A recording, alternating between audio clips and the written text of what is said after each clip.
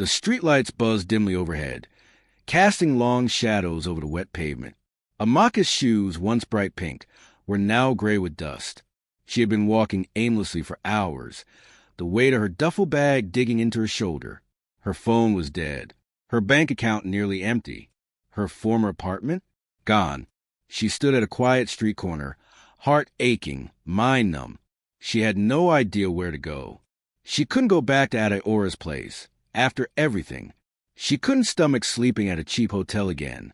Then, like muscle memory, her feet began moving on their own, leading her to the one place she still associated with warmth, Chinedu's flat. She stopped outside the iron gate, unsure of herself. But before she could talk herself out of it, the door creaked open. A familiar voice called out, "Amaka?" Her heart clenched. Chinedu stood there barefoot, in a faded T-shirt and joggers, his eyes widening in disbelief. I didn't know where else to go," Amaka whispered, her voice hoarse. Without asking another question, Chinedu opened the gate wider. "Come in." The flat smelled faintly of plantain chips and eucalyptus soap. Simple, warm, and clean. Like him, Chinedu grabbed a clean towel and a bottle of water. "You should rest," he said gently. "We'll talk tomorrow." Amaka hesitated. "I don't want to trouble you." "You're not," he said firmly. "You never were." She glanced around. "This is your home. Where will you sleep if I take the bed?" Chinedu smiled. "I'll sleep in the guest room. You stay in the main room." She blinked. "I'm the guest. Shouldn't be the other way around." Chinedu only raised an eyebrow. "Guest or not, you're safe here. Sleep well." That night, Amaka stood alone in the bedroom doorway, tears slipping down her cheeks, not from sadness, but relief. She had been alone for so long, too long. The next morning, she woke to the smell of white porridge and the quiet sound of music playing from the living room. Chinedu had already been out. She found a small bag on the couch, daily essentials, new toiletries, and a new phone charger. "You didn't have to do this," she said when he returned. "I know," he said, placing 2 bowls on the table. "But I wanted to." As they ate, she asked, "Do you still live alone?" He nodded. "Only one person's cleaned that room since I moved in, and she's sitting across from me now." Amaka smiled for the first time in weeks. "I still have a bit of savings," she said later. "I'll start looking for a place to rent."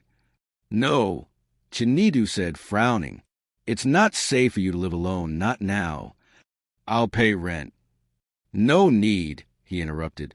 "But if it makes you feel better, you can draw me something." "Draw you something?" she asked, confused. "Remember the life tree you once sketched for me back in university? I want the full version. On my phone case." She laughed. "That's the rent." He smiled. "That's the rent." 2 days later, the doorbell rang. "Delivery for Mr. Chinedu," the man said.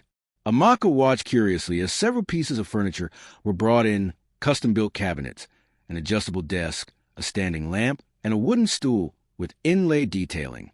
"You ordered a workbench?" she asked. Chinedu grinned. "For Zinora Jewelries' newest chief designer." Her heart stopped.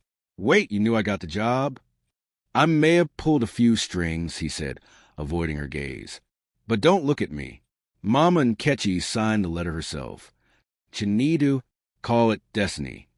Amaka stared at him, moved beyond words. But her joy was short-lived. That evening, a familiar voice called her. It was Obinna, a colleague from the industry. His words were laced with tension. "Amaka, I just wanted you to know. Chioma isn't happy you're joining the inlay group. She's plotting something."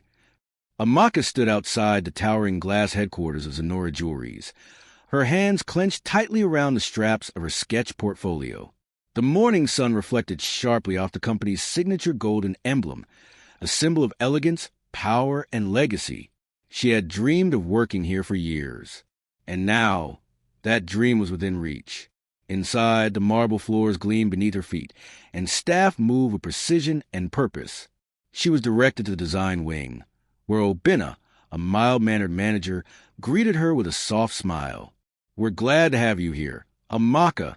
"Truly," he said, then lowered his voice. "But just Keep your head low for now. You've caught Chioma's attention.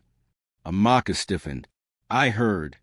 Chioma, Zinora's reigning designer. Charismatic, talented, and ruthless. She had swept last year's Ingenuity Jewelry Designer Contest. But rumors whisper that her winning piece had been plagiarized from Amaka's late mother. The design office buzzed with activity. Drafts scattered across light tables, jewel samples glittering like scattered stars. At the far end stood Chioma, flanked by 2 assistants. Her tailored crimson suit and silver heels commanded attention. "Oh," she said, seeing Amaka approach. "The board's little pet has arrived." Amaka smiled politely. "I'm excited to join the inlay group." Chioma gave a cold laugh. "Oh no, you're not in the inlay group. You're in the plain gold department. You'll be assisting with filing and inventory until you've earned your stripes." "But... problem?" Chioma's voice dripped with sweet malice. "You said you just wanted a chance. This is your chance." Obina stepped in diplomatically. "It's standard practice. All new hires rotate through departments. Please follow me." Amaka swallowed her pride. She needed this, not for prestige, but for her mother. She had promised to restore her legacy, and that meant staying. She spent the day combing through archives, digitizing old blueprints and dodging Chioma's petty jabs. But by nightfall, Amaka's fingers burned with inspiration. She had quietly revised an abandoned sketch from the archives, a ruby stem brooch, and turned it into a wearable necklace. Traditional meets modern. Simple but bold. She slipped the sketch into her folder and collapsed onto the couch that night. Chinedu brought her night snacks, suya and zobo, and she leaned into his shoulder. "She's trying to break me," she whispered, "but I won't give her the satisfaction." "I know you won't," Chinedu murmured, "but don't fight alone. Let me stand with you."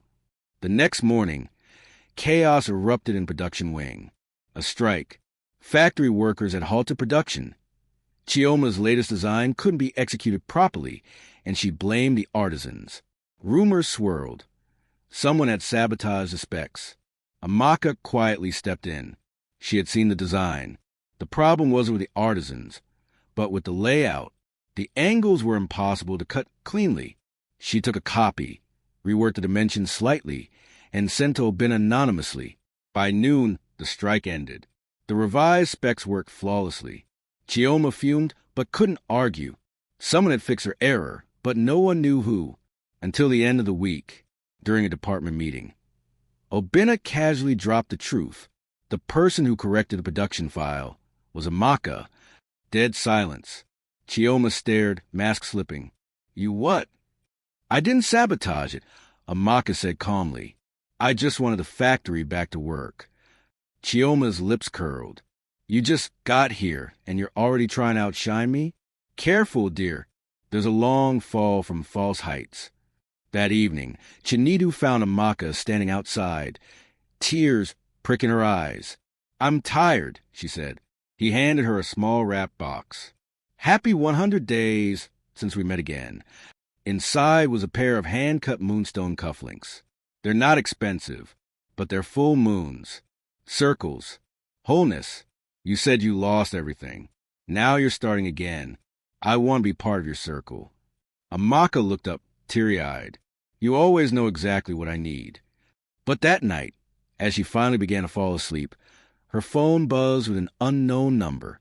A whispered voice spoke. "She stole your mother's design." Chioma did. "And I have proof. Meet me tomorrow. Come alone." Rain drizzled softly over the city, painting the streets in a watery blur. Amaka stood beneath the eaves of an old bookstore near Ojalegba, the hood of her jacket pulled low over her face. Her fingers clutched the address from the anonymous message, now smudged by the dampness of the night. The message had come with no name, just a promise, proof that Chioma had stolen her late mother's design, the one that had won the Ingenuity Jewelry Designer Contest. Amaka had spent sleepless nights torturing herself over that loss, wondering why the piece felt so heartbreakingly familiar. The bookstore door creaked open. A man in his early 40s with a graying beard stepped out. He didn't introduce himself. He simply handed her a brown envelope, wrapped in plastic. "She called it Twilight Bloom," he muttered. But your mother sketched the same design 3 years before she died. I was her apprentice at the time. Adora, Chioma's friend, got hold of it during a mentorship program. He paused. Chioma submitted it after your mother passed. Amaka opened the folder slowly. Inside was a scanned copy of her mother's original sketch, dated, signed, and registered. Tears welled in her eyes. Why are you helping me? Because justice delayed is not always justice denied. He turned and disappeared into the mist. The next morning, Amaka stood in Mama Nkechi's private office at Zinora Jewelries, holding the envelope tightly. The matriarch, regal in her purple lace iro and gelly, peered at her with piercing calm. I won't tolerate baseless accusations, Mama Nkechi warned. Amaka stepped forward. I'm not asking you to take my word. Just look at this. She slid the envelope across the table. For a long moment, silence reigned. The chairwoman reviewed the documents, one by one. Her expression slowly changed. Disbelief, then betrayal, then fury. This was never disclosed, she murmured. I handpicked Chioma. She assured me her designs were original. She lied. Amaka said quietly, that award, that contract, that reputation, it belonged to my mother, and Chioma buried it. Mama Nkechi looked up, her face unreadable. Leave this with me, and do not mention this to anyone else. As Amaka turned to leave, she added, whatever you do next, be ready. The storm is coming. Word spread like wildfire through the company. Chioma's behavior changed. She became sharper, colder, lashing out at junior designers and accusing others of sabotage. Adora kept close to her, trying to manage the fallout, but rumors flooded the air. And then came the real shock. The company launched an internal audit of all past design entries. At home, Chinedu was waiting for Amaka when she returned from work. He held her shoulders gently, brushing the hair from her eyes. What did you do? I told the truth, she replied, tears slipping down her cheek. Even if it cost me everything. I had to defend my mother. Chinedu nodded. I'm proud of you. But Amaka, I need to tell you something, too. She looked up. What? I didn't just pull strings to get you into Zinora, he admitted. I'm more involved than I let on. I worked directly under Mama Nkechi. I was the one who recommended you to her, but I didn't want you to feel like you owed me anything. Amaka stepped back. You've been with her all this time? I wanted to tell you earlier, but I knew how much this job meant to you. I didn't want to taint it with politics or favors. I just wanted you to have a fair chance. Her breath caught. So, all this time, you were watching from the inside? He nodded. And I'll keep protecting you from it, if you'll let me. She didn't speak. She simply wrapped her arms around him and held on. The next week, the company released a surprise announcement. All new design submissions for the spring revival line would be blind reviewed. No names, no favoritism, no exceptions. Amaka knew this was her moment. She submitted a piece she'd been working on since her mother's death. Rain and Roots, a pendant shaped like a teardrop falling into a blossoming tree. It was delicate, bold, and deeply personal. When the results were announced, her design ranked first. Chioma's didn't even place. But before she could rejoice, Chioma confronted her in the hallway outside the elevators. You think this makes you better than me? She spat. You think you've won? I don't want to win against you, Amaka replied. I just want to build something honest. Chioma stepped closer, venom in her voice. You'll regret this. Amaka's phone buzzed in her pocket. She glanced down. Unknown number. Again, you don't know the whole truth. Meet me. Urgent. That night, she met the same man from the bookstore again, but this time, he wasn't alone. He introduced the woman next to him. My name is Mrs. Okeke, she said softly. I was your mother's lawyer. There's something she left behind for you, a sealed letter and a patent claim she filed just before her death. It was never processed because she passed too soon. Amaka's hands trembled as she opened the envelope. My dearest Amaka, if you're reading this, I hope you found the courage to keep designing. You are always more gifted than I ever was. Never let the world dim your light, and never trust Adora. Mama. Tears ran down her cheeks. She knew, Amaka whispered. She knew what was happening. The lawyer nodded. And now, with these documents, you can legally reclaim what's yours. Amaka walked into Zinora Jewelries the next morning with fire in her chest and resolve in her steps. The rain had washed the streets clean, but it hadn't cleared the tension building inside the walls of the company. By noon, news had already reached the design teams. A formal intellectual property dispute had been filed against Chioma and Adora, backed by a patent and a signed letter from Amaka's late mother. Mama and Kechi summoned an emergency board meeting. In a silent, tension-thick conference room, Amaka presented everything. The original sketches, the timestamps, her mother's sealed letter, and the sworn statements from Mrs. Okeke and the former apprentice. Chioma stood on the far side of the room, pale but still clinging to composure. "This is absurd," she said through clenched teeth. "That woman's been dead for years. Who's to say this isn't a forgery?" Obina responded before Amaka could. "Because your friend Adora accidentally uploaded a time-stamped digital file from the original mentorship program to our internal archive yesterday, and it matches exactly." Gasps filled the room. Chioma's expression twisted. "So this is how it ends? Betrayed by my own team." "No," Mama and Kechi said coldly. "It ends because you built your throne on someone else's grave." The board voted unanimously. Chioma was suspended indefinitely, and an internal disciplinary committee was established. Adora was stripped of her mentorship privileges. Amaka didn't gloat. She simply walked out, heart heavy. Later that day, Chinedu found her alone on a bench outside the building, staring at the fountain that gurgled softly in the courtyard. "You did it," he said, sitting beside her. "It doesn't feel like victory," she replied quietly. "It just feels sad. Justice often does." She looked at him then, really looked. The man who had opened his home to her when she was broken, who stood quietly by her side without asking for anything in return, who had believed in her more than she believed in herself. "I don't want to be angry anymore," she said. "I want to create again. I want peace. Then let's build it. Together." She smiled softly. "I'm scared." Chinedu took her hand. "I'm not." The next morning, an announcement was made. Amaka would be appointed as the head of Zinora's Spring Revival line, with full creative control. It was the opportunity of a lifetime. But 2 days later, a ripple of unease struck her. An anonymous email popped up in her inbox, this time from a burner address, containing a single sentence. "Not everyone wants you to succeed." Attached was a confidential company report. Chinedu's name listed under board influencer, recruitment exceptions. Her stomach twisted. That night, as they sat on the couch, she asked him quietly, "Chinedu, did you ever manipulate anything for me without telling me?" He stiffened. "Amaka, I just need the truth." He sighed, rubbing his palms together. "I recommended you to Mama and Kechi, yes. I told her about your talent. I gave her your old designs. You told me you didn't interfere. I didn't manipulate anything, but I did push. I wanted you to have your chance. Why didn't you just tell me that from the beginning? Because you were coming out of a storm. I didn't want you to think you were getting in because of me. I wanted you to feel like you'd earned it." Her throat tightened. "But that's not your call to make." Silence hung between them. Chinedu looked at her with pained eyes. "I'm sorry."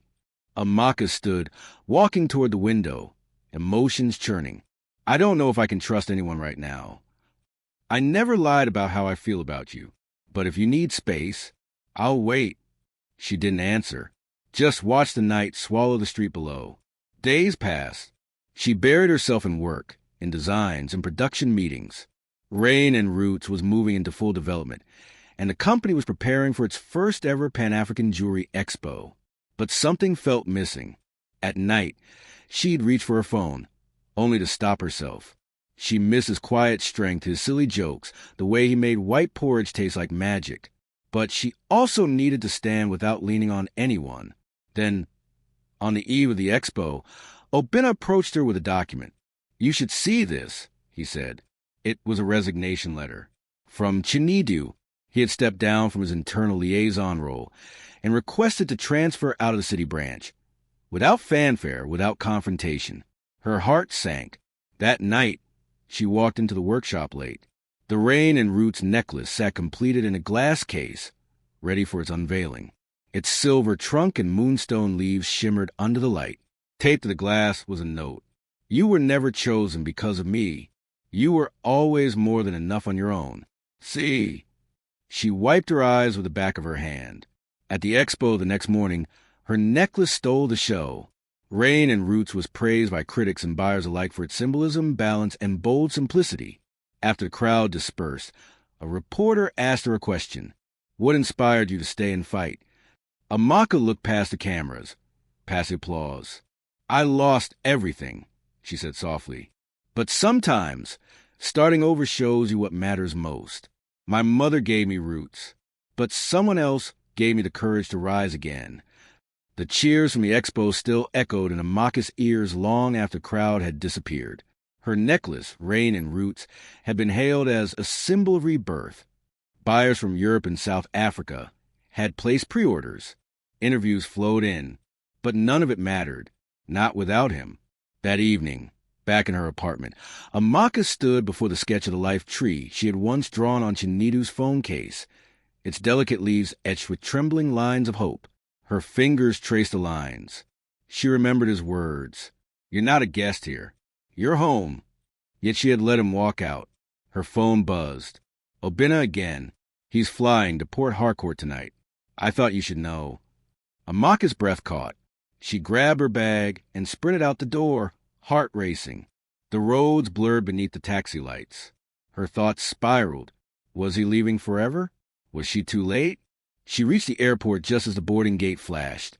Final call. Flight 4172 Port Harcourt. She scanned the crowd, eyes darting. And then, there he was. Chinedu, rolling a modest suitcase, expression calm but distant. Just gone. Chinedu, she shouted. He turned, startled. Why didn't you say goodbye? She gasped, catching up. He looked at her, eyes heavy.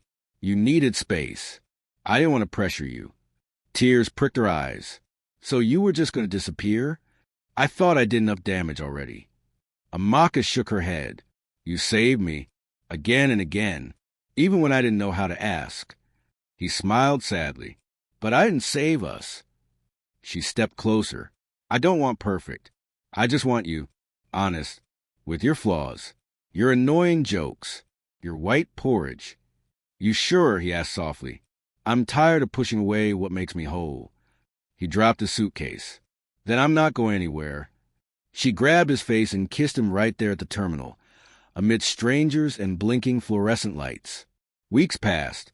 Amaka returned to Zinora stronger, her reputation rising rapidly. Rain and Roots became a flagship piece. But one afternoon, Mama Nkechi summoned her privately. I have something to tell you, she said, folding her hands. Amaka sat forward.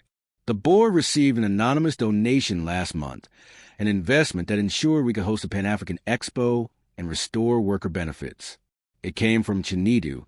Amaka blinked. What? Before you even rejoined the company, Mama Nkechi continued, he sold off some of his inherited property to protect your future here. Amaka covered her mouth, emotions welling up. Mama Nkechi added gently, he never wanted you to find out, but I think you deserve to know who's really been walking beside you. That night, Amaka prepared dinner herself. Sia spiced chicken, jollof rice, fried plantain. She lit 2 candles and wore the necklace he had once surprised her with. When Chinedu walked in, surprised, she held out a folded piece of paper. A proposal contract, she said. You sign here, to be my official partner in life and in business. He grinned. Is there a clause for late-night snacks? And a penalty for keeping secrets, she smirked. He pulled her into a hug, heart pounding against hers. I'd sign 1,000 times. But just as they embraced, Amaka's phone buzzed again. She frowned and picked it up. A familiar voice whispered on the other end. They're not done with you. Chioma isn't finished. Be careful. The ballroom of Zinora Jewelries shimmered with golden light. Crystal chandeliers sparkled overhead as Lagos elite poured in for the Rebirth Gala. relaunch event for Zinora's spring revival line, with Rain and Roots as its centerpiece. Amaka stood on stage in a deep emerald gown, her natural hair twisted up like a crown. Beside her stood Chinedu, elegant in a black ibata trimmed in silver. She smiled at him, then at the crowd, every moment feeling surreal. "I designed Rain and Roots during a time I thought I'd lost everything," she said to the audience. "But I realized some seeds bloom only after the storm. This collection is a tribute to new beginnings, and to those who walk beside us when the lights go out." Thunderous applause followed.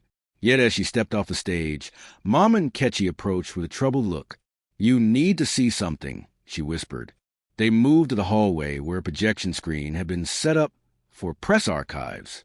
A journalist had flagged a suspicious article. There, on screen, was an anonymous press release claiming Rain and Roots had been copied from a foreign designer in Morocco. A forged sketch had been submitted to 2 design blogs, both dated earlier than Amaka's patent. "This is Chioma," Mama Nkechi said, her voice cold. "Her last strike." Amaka's breath trembled. "She's trying to destroy me again." Chinedu stepped forward. "Let me handle this." But Amaka shook her head. "No, I will." The next morning, Chioma's face appeared on social media, live-streamed from a rented press office in Abuja. She wore an icy smile. Zinora's rise is built on deception. Amaka stole the work from a Moroccan designer I once collaborated with. I can't stay silent anymore. The video gained over 200,000 views in 12 hours. That same afternoon, Amaka received an unexpected call from Mrs. Okeke, her mother's former lawyer. "I know this is a terrible time," the woman said, "but I just remembered something. Your mother had one final design she never submitted. It's a sketch called Eternal Bloom. It was stored digitally and it's time-stamped. What does it prove? It's the original version of Rain and Roots." Amaka's heart raced. "Email it to me now." Within hours, the company launched a formal press response. Mama Nkechi, Amaka, and a panel of experts held a public review of the design files. The timestamps, the development sequence, and the untouched metadata made one thing crystal clear. Amaka was a rightful creator, and Chioma's accusations? Fabricated using stolen mock-ups, likely from the same mentorship program she once abused. Faced with mounting legal threats and universal condemnation, Chioma vanished from the spotlight. A week later, Rain and Roots was crowned Africa's Design of the Year, and Amaka received a licensing offer from a Paris-based fashion conglomerate. But the most meaningful recognition came quietly. That evening, Mama Nkechi invited Amaka and Chinedu to her private residence. In a serene moment, she unwrapped a small velvet box. "This," she said, "belonged to your mother. She once told me if anything happened to her, it should go to the daughter who followed in her footsteps." Inside was a gold bracelet with an inscription, "Your light will never be hidden." Amaka swallowed a sob as she placed the bracelet on her wrist. "I think it's time," Mama Nkechi said, smiling softly, "to call you creative director Amaka Eze of Zinora Jewelries." Chinedu clapped with quiet pride. "Well-deserved." Amaka turned to him. "You know what this means, right?" He raised an eyebrow. "More late nights." "More us," she said, this time with no fear. 1 month later, at the grand opening of Zinora's new design wing, Amaka walked through the exhibit where Rain and Roots now sat encasing glass. Around her, young designers took notes, murmuring in admiration. Chinedu slipped beside her. "Guess who just got accepted into the mentorship program you designed?" She turned, surprised. "Who?" "A 17-year-old girl from Enugu.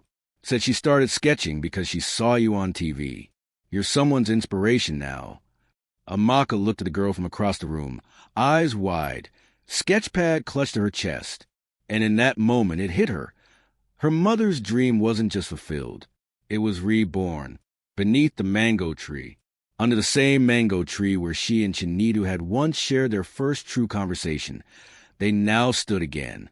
He held out a simple silver ring carved with a pattern of moonstone leaves, the same motif from Rain and Roots. "No grand speeches," Chinedu said. "Just one question. Amaka laughed softly through tears. You're lucky I already know the answer. He slid the ring onto her finger, and the breeze carried a whisper through the leaves. They were no longer lost souls trying to survive. They were builders of roots, of dreams, and of extraordinary love.